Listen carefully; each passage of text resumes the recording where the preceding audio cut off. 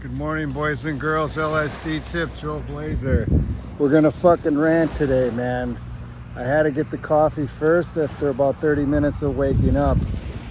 We're gonna talk the Federal Reserve, LSD, the Psyops puppet show of politics, Don Lemon, Elon Musk. We're gonna do it. So, you know, Clarence Thomas said we took a wrong turn in 1913, and that's when the Federal Reserve. But if you look back at his confirmation hearings, he said we took a wrong turn as a country in 1913. Politics aside, I mean, you think about the slavery, and I'm jumping around, man. This is a fucking purple eye. It's a triple shot with 12 ounces of coffee. When Don Lemon was interviewing Elon Musk, he said we're all slaves. I mean, Don Lemon's got such good dick-sucking lips too, right? But he kept prodding Elon. But anyway, Elon said, we're all slaves. And if you think about the dollar, and if you look at the Marxist Manifesto and like the actual central bank of printing of money, and then if you look at we'll call it the pandemic, not the plandemic.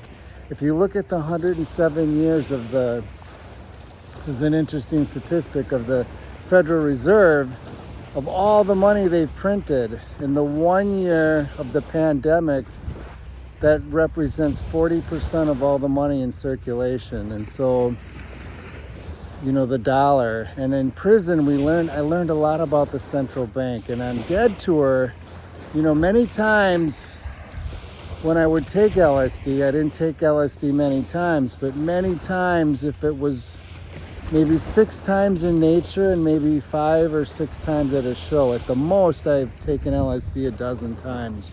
I could track it back and probably figure it out like I did every show I went to, which is in the book.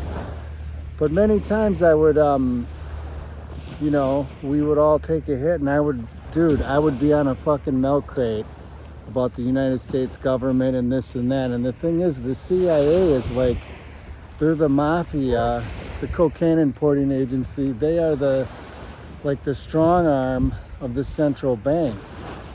And all the fucking countries have central banks. So we really are all slaves. And not to put down the black slave movement. I mean, those were slaves too. But if you think we're all slaves to the dollar. And the concept that they're gonna take a third of your fucking income. It's fucking ridiculous, right? And then you have this puppet show of politics to divert everybody.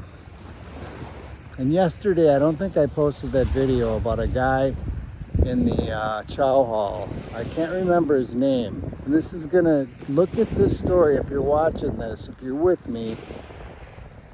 Compare this to America, but I'm on the 3rd prison yard I've ever been on. And there's a white and a black line, which is, you know, really kind of weird, divide and conquer, but it's like that in every prison. And you know, whatever, we had eggs, sausages and everything, Frosted Flakes, Rice Krispies, but the black side was the only side that had the sugar cereals and the regular cereals, and we only had regular cereals. And I had never seen it like that before. And this white dude with freckles, tall, lanky, super big heart, he would go to the weight pile every day, had big workout partners, wasn't that strong, but he had huge heart. Early in the morning, and he grabs 2 sugar cereals on the black side. He walks over from the white side. He's like, and he yells at this fucking cop, and he's spitting up as he's yelling at him, and where's our fucking sugar cereal? And it was after Thanksgiving, and it was before Christmas.